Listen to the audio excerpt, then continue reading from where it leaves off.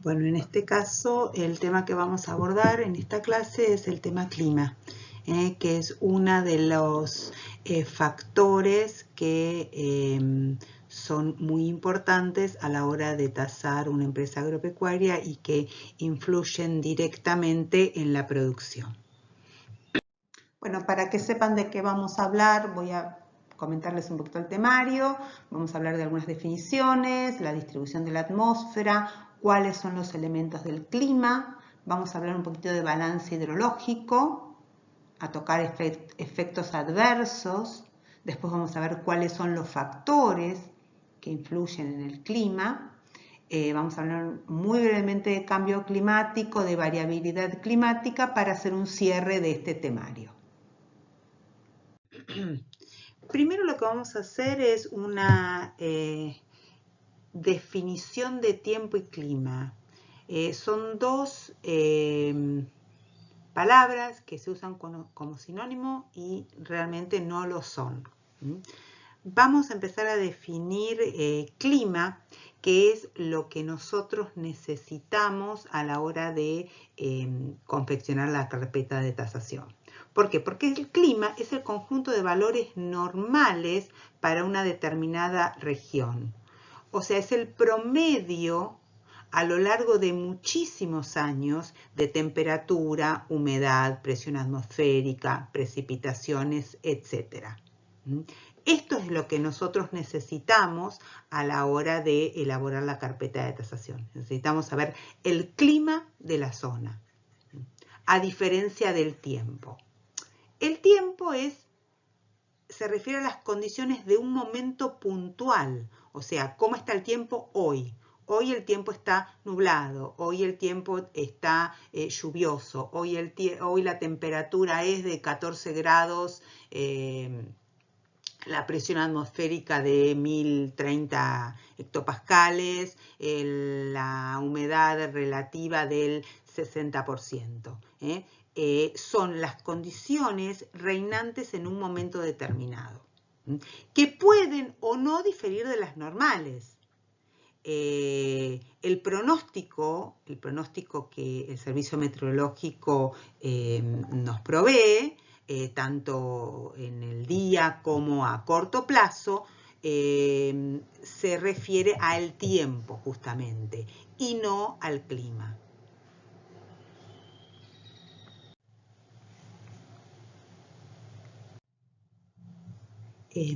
Lo que vemos acá es la distribución de la atmósfera. La atmósfera está distribuida en estratos: troposfera, estratosfera, mesósfera, termósfera, exósfera y espacio exterior.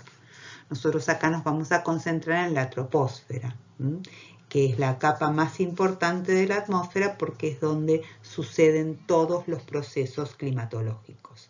Ahí se forman las nubes, el viento, las lluvias y donde se realizan o se producen todos los efectos troposféricos. Esta capa también es la que contiene el dióxido de carbono y el gas que produce el efecto invernadero. Sobre esto vamos a ver un poquitito más en unas próximas diapositivas cuando hablemos de cambio climático. Ahora nos vamos a centrar ya una vez que definimos clima, nos vamos a centrar en los elementos y los factores del clima. Los elementos que componen el clima son temperatura, precipitación, humedad, presión y vientos. Vamos a ir viendo cada uno por separado. Y a su vez, el clima tiene factores que influyen sobre esos elementos, que son la latitud, la altitud, el relieve, la cercanía al mar y las corrientes marinas. Entonces pasemos a ver los distintos elementos que tiene el clima. Uno de los más importantes son las precipitaciones. ¿Qué son las precipitaciones? Son la caída del agua contenida en la atmósfera. Puede ser en forma de agua, de nieve, y se produce cuando la atmósfera no puede contener más agua y ésta se condensa y precipita. Se mide en litros por metro cuadrado de superficie o su medida equivalente, milímetros de altura de agua caída, tantos milímetros. El instrumento de medición es el pluviómetro, lo vamos a ver más adelante, y un elemento de graficación es el pluviógrafo. Lo que estamos viendo acá en la diapositiva es el ciclo del agua. Comenzamos con el agua contenida en la atmósfera, que precipita, la precipitación cae sobre la superficie terrestre, parte va a infiltración, parte va hacia el suelo, ¿sí? Otra parte se transpira y va a condensación y vuelve a la atmósfera. Otra parte también que penetró dentro de algún curso de agua se evapora.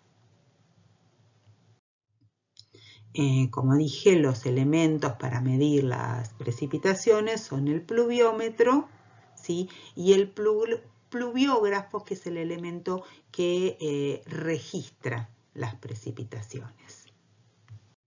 Bueno, y acá tenemos las fotos de los elementos de medición.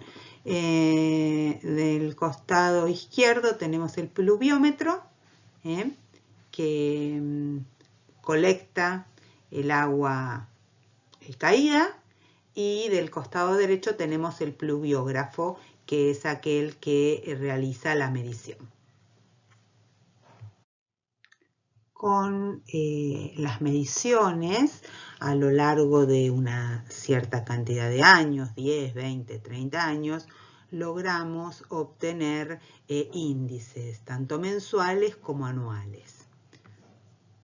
Por ejemplo, este es un ejemplo de un infograma de precipitaciones para una zona determinada con una cierta cantidad de años medidos.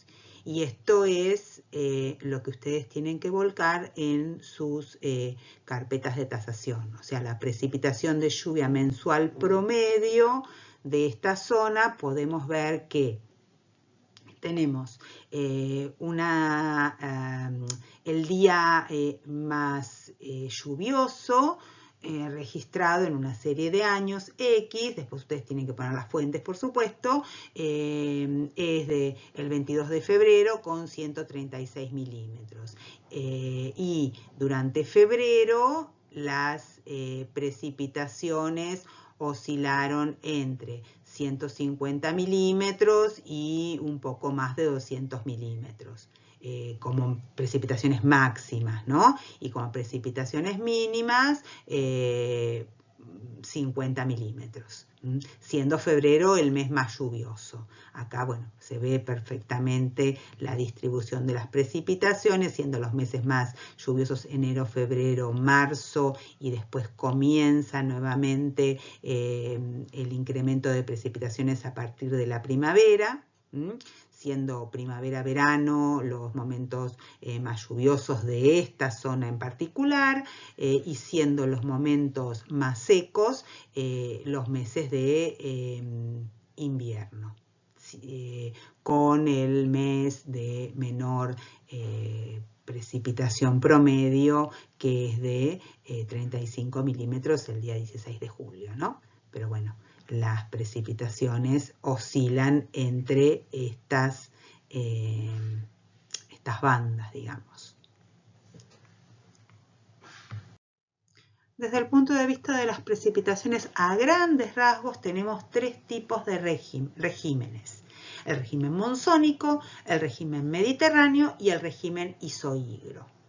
La definición del régimen monzónico nos dice que para que una zona sea considerada como zona de precipitaciones monzónicas, las precipitaciones del semestre cálido son iguales o superiores al 80% de la precipitación anual. En este caso, como estamos en un régimen monzónico de latitud sur, tenemos que los meses más cálidos son enero, febrero, marzo, noviembre y diciembre y noviembre. Entonces, en esta zona, en esta parte del hemisferio sur, el régimen es monzónico porque el 80% de las precipitaciones se da aquí.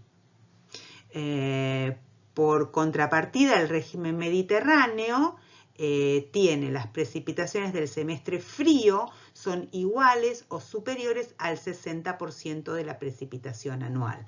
Entonces, como volvemos, estamos analizando gráficos de la latitud sur, tenemos que los meses más fríos, que son junio y julio, mayo, junio, julio y agosto, concentran el 60% de las precipitaciones anuales. Y el otro régimen, que es el régimen isohígro, tiene precipitaciones más o menos similares a lo largo del año. Entonces, esos serían los tres regímenes climatológicos con respecto a las precipitaciones. Esta foto muestra el régimen de precipitaciones de la República Argentina. Voy a usar el punterito láser para mostrar un poquitito cómo es desde el mapa. Tenemos claramente zonas con precipitaciones mayores a 2.000 milímetros anuales, siendo Bernardo de Irigoyen la localidad en la cual se registró una de los mayores volúmenes de precipitación. La mayor se dio en el lago Frías, Lagunas Frías, con 3.000 y pico de milímetros, ahí lo dice la diapositiva, 3.000 y pico de milímetros de precipitación anual. Estas serían las zonas entonces donde las precipitaciones son mayores a 2.000 milímetros. También acá en una parte de Jujuy las precipitaciones son mayores a 2.000 milímetros. Después tenemos zonas de entre 1.500 y 2.000 milímetros. Esta zona violeta de acá. Después una zona de 1.250 a 1.500 milímetros. Es esta zona de acá y algunas de acá en el Tucumán y parte de esta zona. Después entre 1.000 y 1.250 milímetros es la zona azul, aquí, y algunas zonas del NOA. Y también alguna pequeña zona de cordillerana. Después 750 a 1.000 milímetros, toda la región pampeana y el norte de nuestro país, parte de Santiago del Estero, Chaco y el centro de Formosa. Esta zona, repito, de 750 a 750 milímetros anuales. Después una zona de 500 a 750 milímetros anuales, que es esta zona de acá, y algunas pequeñas zonas cordilleranas de aquí y del NEA. Después entre 250 y 500 ya empieza el clima más árido, toda esta parte de acá, y menor a 250 milímetros tenemos toda la estepa patagónica, esta es la zona cordillerana norte, y menos de 100 milímetros también se encuentran en esta zona.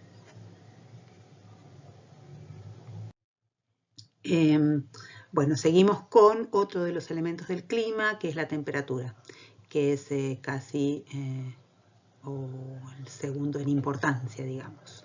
La temperatura es la cantidad de calor que tiene el aire de la atmósfera. Según la temperatura, nuestro planeta se divide en zonas frías, zonas templadas y zonas cálidas. Y la temperatura se mide con el termómetro. Este es un infograma, un ejemplo de un infograma de temperaturas. Esto es lo que ustedes tienen que consignar en las carpetas de tasación respecto al clima en el aspecto temperaturas. Como verán acá en el infograma, nosotros tenemos estos puntos. Tenemos por un lado lo color rosado. Lo rosado son las temperaturas máximas. La línea es la temperatura máxima promedio, como dije, climatológicamente hablando, vale decir de una serie de años registrados. Entonces tenemos la temperatura promedio, ¿sí? 31 grados, 28 grados, 18 grados, 16 grados, 28 grados. Los días en los cuales se han registrado las temperaturas máximas y mínimas. Y además tenemos un rango de temperaturas que corresponden a las otras bandas, ¿no? La banda rosa un poquito más fuerte y una rosa más tenue. Por ejemplo, para el día 14 de enero la temperatura promedio es de 31 grados y se han llegado a registrar temperaturas mínimas por debajo de los 30 grados, por ahí 22, 23 grados. Esto es con respecto a las temperaturas máximas de alta. Con respecto a las temperaturas mínimas es igual el infograma, salvo que el cambio de color. Entonces la temperatura promedio del 14 de enero en una serie X de años registrados está en el torno de los 19 grados, siendo habiéndose registrado temperaturas bajas máximas de 22, 23 grados, que sería en esta banda, y temperaturas bajas mínimas en promedio siempre de 15 grados aproximadamente. Bueno, y esto se registra estos son los meses más cálidos, diciembre, enero y febrero, y los meses más frescos, fines de mayo, junio, julio y mediados de agosto. Por último, en cuanto a temperaturas, tenemos en esta diapositiva el mapa climático de la Argentina. En el lado izquierdo, mostrando los diferentes climas.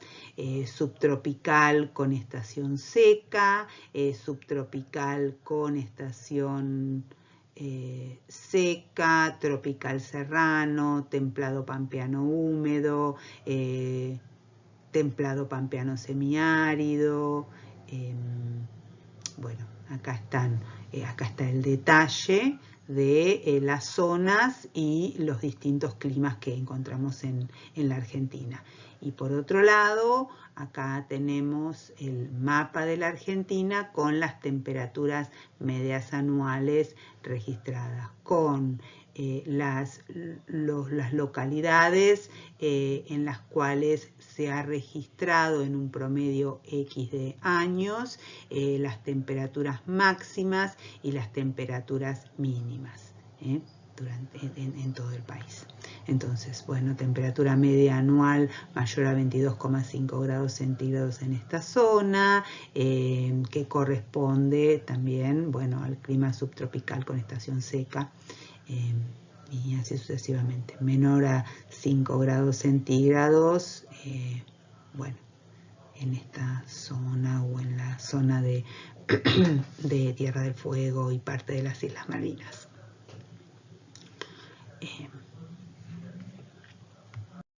La humedad, como todos los elementos del clima. ¿Qué es la humedad? Es la cantidad de vapor de agua en el aire. Depende en parte de la temperatura, ya que el aire caliente contiene más humedad que el frío. La humedad relativa se expresa en forma de tanto por ciento de agua en el aire. La humedad absoluta se refiere a la cantidad de vapor de agua presente en una unidad de volumen de aire y se expresa en gramos por centímetro cúbico. La saturación es el punto a partir del cual una cantidad de vapor de agua no puede seguir creciendo y mantenerse en estado gaseoso, sino que se convierte en líquido y se precipita. Para medir la humedad utilizamos un instrumento que se llama higrómetro. Por otro lado tenemos la presión atmosférica. La presión atmosférica es el peso de la masa de aire por cada unidad de superficie. La presión normal a nivel del mar es de unos 1013 milibares, pero disminuye progresivamente a medida que se asciende. Para medir la presión atmosférica, el elemento que utilizamos es el barómetro. Las diferencias de presión entre distintos puntos de la corteza terrestre hacen que el aire se desplace de un lugar a otro, originando los vientos. Y en los mapas, los distintos puntos con presiones similares se unen formando líneas llamadas isobaras. Como por ejemplo, acá vamos a ver el mapa de isobaras de la República Argentina, donde tenemos las isobaras con las mediciones y tenemos áreas de alta presión conformadas por las letras A y áreas de bajas presiones conformadas por la letra B. Y el desplazamiento de los vientos, la dirección de los vientos desde áreas de altas presiones a áreas de bajas presiones, lo tenemos marcado así.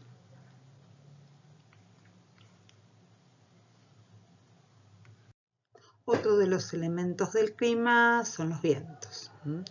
El viento se produce cuando una masa de aire se vuelve menos densa porque aumenta su temperatura, por ende asciende, y entonces otra masa de aire más densa y fría se mueve para ocupar el espacio que la primera ha dejado, ¿no? Hay vientos generales y permanentes que recorren casi todo el globo terráqueo como consecuencia de la circulación general de la atmósfera y otros vientos que se desencadenan a causa de cambios meteorológicos locales. Dentro de la Argentina, bueno, tenemos nuestros famosos vientos locales como el Sonda, el Pampeano, etc. Por último, para terminar con el tema de los vientos, en esta diapositiva se muestran los vientos característicos de la Argentina, como lo son el viento Sonda, el Pampero, la Sudestada y el viento norte, cada uno con características muy particulares. Es importante cuando consignen en la guía del trabajo práctico un infograma de la velocidad de los vientos para ver los momentos en los cuales los meses más ventosos, los meses menos ventosos. Por ejemplo, acá lo que tenemos es un infograma en el cual para esta zona específicamente los meses de julio a noviembre son los meses más ventosos, en los cuales, bueno, la temperatura promedio oscila entre 10,9 kilómetros, 12,1 kilómetros por hora, hasta 10,9 kilómetros por hora. Este es el momento en el cual la zona es más ventosa. Y por el contrario, en esta zona, de enero a junio, tenemos la zona con menor proporción de vientos. Bueno, respecto del tema balance hidrológico, voy a explicar la definición, pero esto no lo tienen que consignar así como los demás elementos del clima en una carpeta de tasación y vamos a ver por qué. Se denomina balance hidrológico o hídrico a la evaluación de los aportes y descargas de agua en un sistema. Normalmente un acuífero o una cuenca hidrográfica o en el caso que nosotros en particular nos interesa el suelo, para un periodo de tiempo determinado. De ahí es que vamos a tener balances hidrológicos por semanas, por meses, por días y no van a formar parte de una carpeta de tasación porque como había mencionado, en una carpeta de tasación lo que tenemos que trabajar es con series históricas.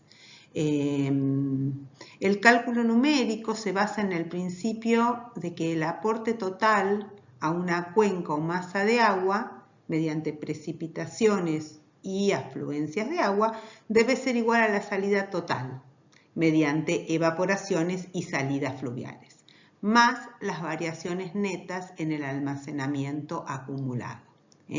El balance hidrológico es muy útil a la hora de planificar cultivos, ¿sí? Bueno, y acá tenemos un ejemplo de un balance hidrológico con fecha 6 del 8 del 2018, que es un mapa realizado por el INTA y la FAUBA. La FAUBA es la Facultad de Agronomía de Buenos Aires, en la cual muestra el agua útil en la capa arable y el agua útil en el perfil del suelo. Si los valores son inferiores al 50-60%, los cultivos pueden entrar en un periodo de déficit hídrico, porque indica que las raíces comienzan a experimentar dificultades para extraer agua. Como verán acá, por ejemplo, en esta zona que es verde, estamos en un 60-70%, pero hay una gran zona de nuestro país en ese momento que estaba con déficit hídrico. ¿Sí? Esta es el agua útil en la capa arable. Acá habla del perfil, de una profundidad mayor.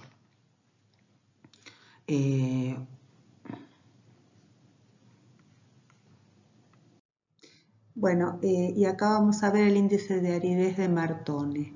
Este geógrafo francés desarrolló un amplio labor docente y estableció su conocido índice de aridez, que es muy sencillo, es una fórmula muy sencilla. Y eso crea los rangos que corresponden a los distintos tipos de clima, tal como se presenta en la siguiente tabla. Mayor de 60 el índice de aridez, perhúmedo. Entre 60 y 30 húmedo, 30 a 20 subhúmedo, 20 a 15 semiárido, 15 a 5 árido o estepario y de 5 a 0 árido extremo o desierto. Lo que vamos a ver ahora es el índice de aridez en...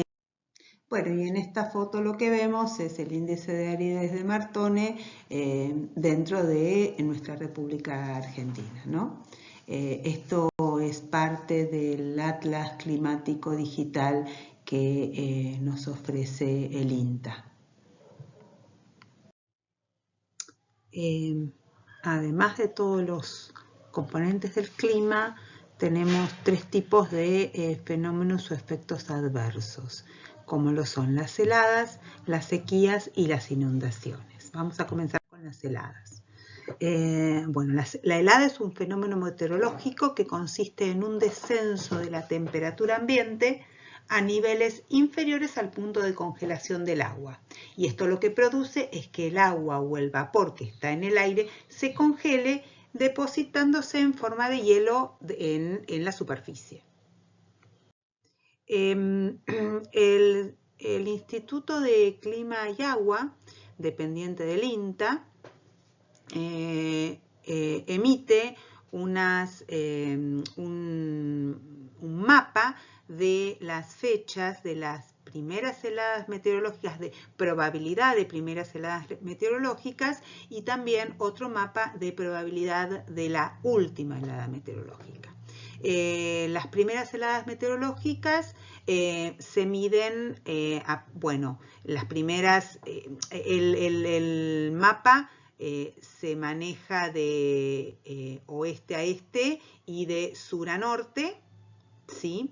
Siendo esta zona, por ejemplo, la zona azul, es la zona en la cual las primeras heladas pueden llegar a suceder entre el 15 de enero, perdón, sí, entre el 15 y el 31 de enero.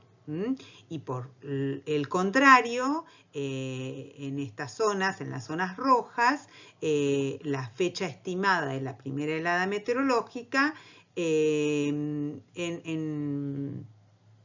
líneas generales es de esperarse entre el 1 y el 15 de julio.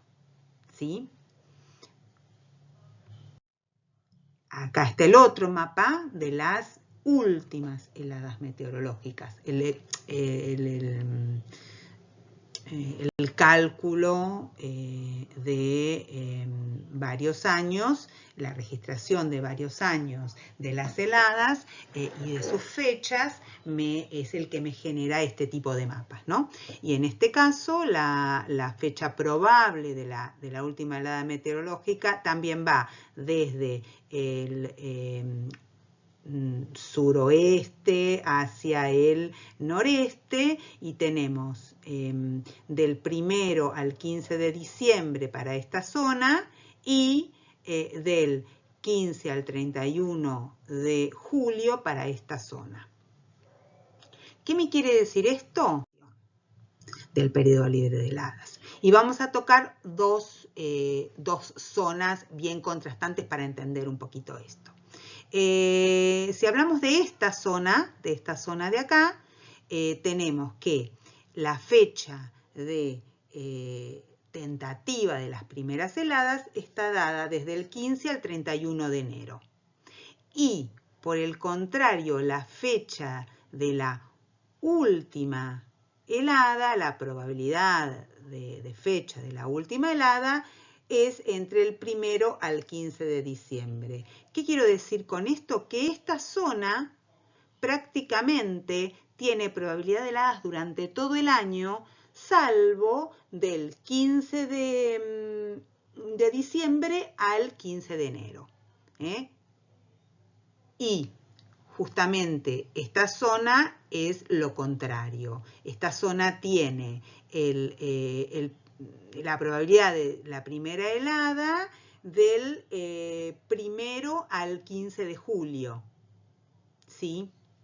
Y la probabilidad de la última helada del 15 al 31 de julio. Con lo cual, es muy posible que esta zona esté prácticamente libre de heladas. ¿Sí? Entonces, esto lo que muestra es justamente que en esta zona hay muchas más probabilidades de días con heladas que en esta zona. Y en el medio, por supuesto, tenemos la zona de producción en la cual hay una cantidad de días de periodo libre de heladas. El periodo libre de heladas se define como el tiempo que va entre la probabilidad de la primera helada y la probabilidad de la última helada. Otro de los factores adversos, además de heladas, son las sequías. Y la sequía es una anomalía climatológica transitoria. Esto es importante de recalcar. Es transitoria, en la que la disponibilidad del agua se sitúa por debajo de lo habitual en un área geográfica. Esto quiere decir que el agua no es suficiente para abastecer las necesidades de las plantas, de los animales y de los seres humanos. La causa principal de toda sequía es la falta de lluvias o precipitaciones. Y este fenómeno se denomina sequía meteorológica. Y si perdura, deriva en una sequía hidrológica, caracterizada por la desigualdad entre la disponibilidad natural del agua y las demandas naturales de agua. Pero recordar siempre que la sequía es una anomalía transitoria.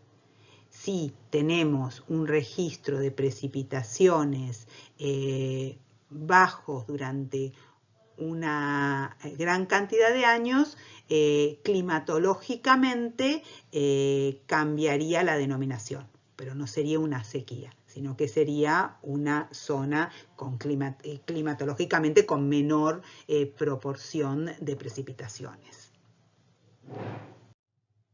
La contrapartida de las sequías son las inundaciones.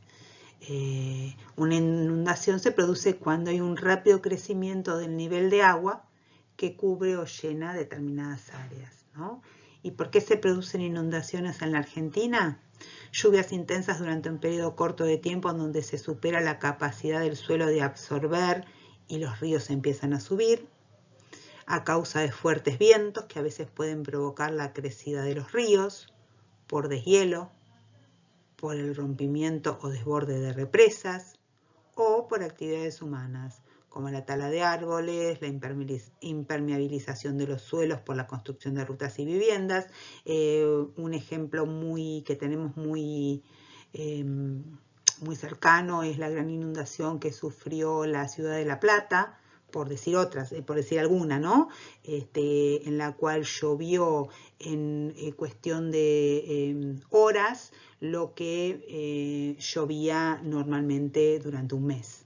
Entonces, obviamente, la ciudad no estaba preparada para recepcionar tal volumen de agua.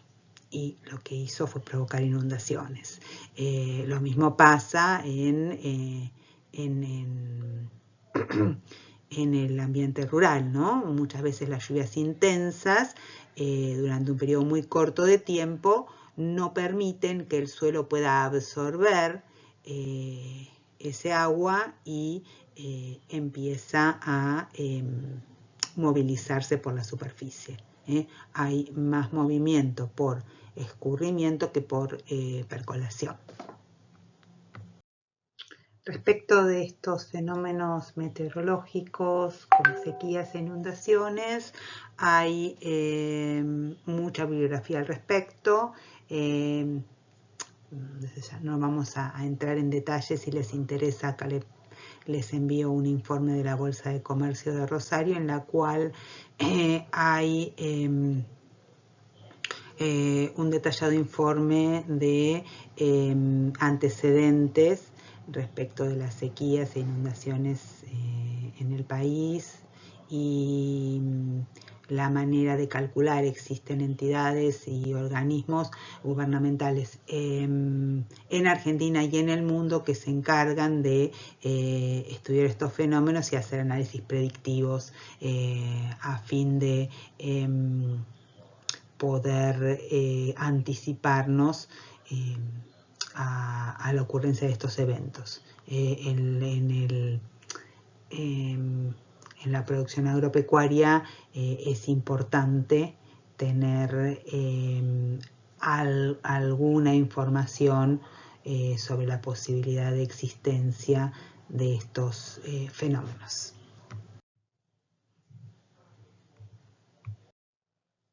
Bueno, ahora dentro de los factores del clima vamos a hablar de latitud. ¿Qué es la latitud? Es la distancia expresada en grados, minutos o segundos entre cualquier punto de la Tierra y el Ecuador. Ella puede ser norte o sur dependiendo si el lugar se encuentra situado al norte o al sur del Ecuador. Según la latitud se determinan las 5 grandes fajas climáticas. Entonces tenemos una zona cálida o tropical, voy a poner el punterito, una zona cálida o tropical a ambos lados del Ecuador, entre los trópicos de Capricornio y Cáncer.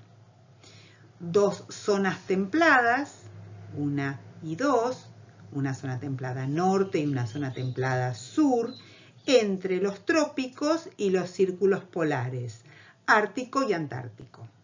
Y por último, 2 zonas frías o polares, en torno a los polos norte y sur.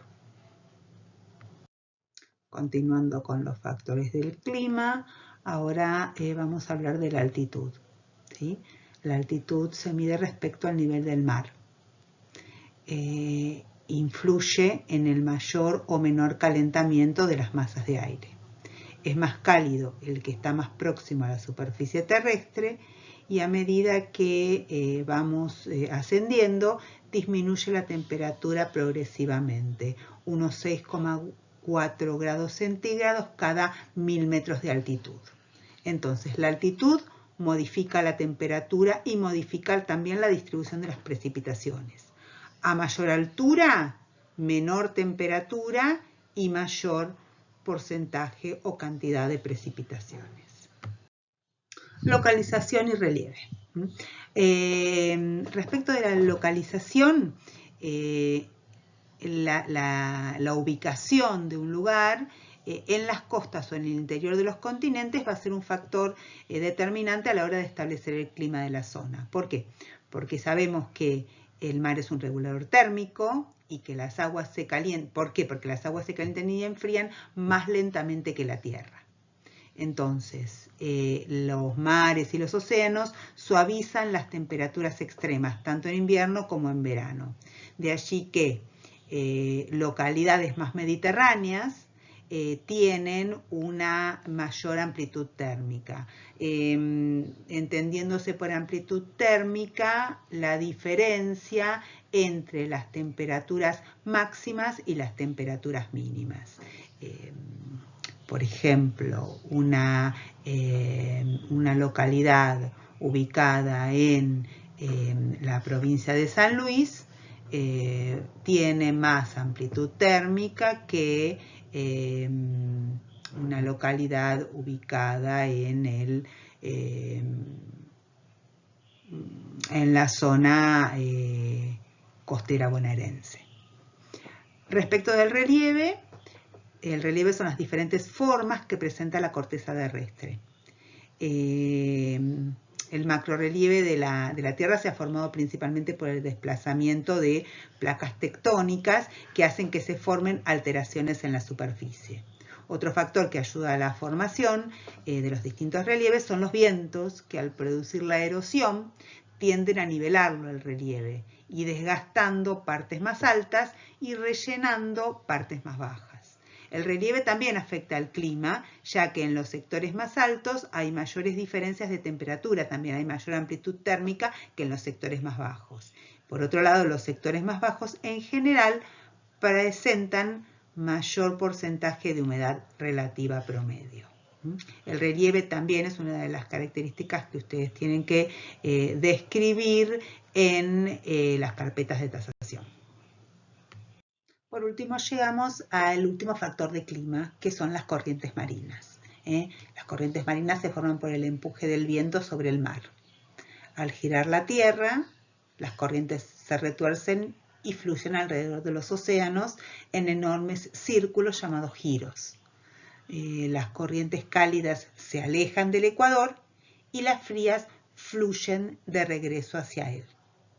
Los vientos que soplan sobre estas corrientes aportan temperaturas cálidas o frías a las costas cercanas, por lo que son factores que afectan el clima. Y no podemos dejar de mencionar en una clase de clima el tan conocido problema del cambio climático.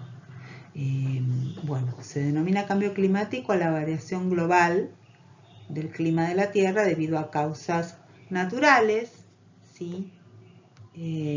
Naturalmente se pueden producir por cuestiones astronómicas o geológicas, cambios climáticos, pero principalmente la acción antropogénica es la que ha generado una importante consecuencia en cuanto al calentamiento global, ¿no? El las acciones antropogénicas que han originado, por ejemplo, la quema de combustibles fósiles, la pérdida de bosques, actividades producidas dentro del ámbito industrial, agrícola, en el transporte, lo que han logrado es la emisión en exceso de gases de efecto invernadero. El más conocido de todos los gases de efecto invernadero es el dióxido de carbono, pero también son importantes el óxido nitroso y el metano. Estos gases de efecto invernadero lo que producen es el calentamiento de las capas de la atmósfera, lo cual hace que la temperatura media de la Tierra se incremente y produciendo modificaciones en los patrones de lluvia, nieve, niveles del mar, reducción de la superficie cubierta por nieves y glaciares, tormentas y sequías.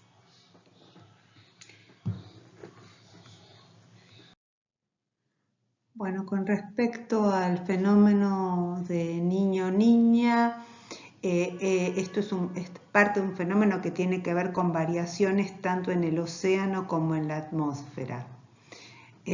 Podríamos decir que el niño es la fase cálida de un evento meteorológico y la niña su fase fría, pero es bastante más complicado que eso, ¿no? Vamos solamente a mencionarlos, ¿no? Son fases opuestas que generan un complejo patrón meteorológico tan poderoso que puede alterar la temperatura global y causar efectos atmosféricos muy extremos en todo el planeta, tanto sequías como inundaciones, ¿no?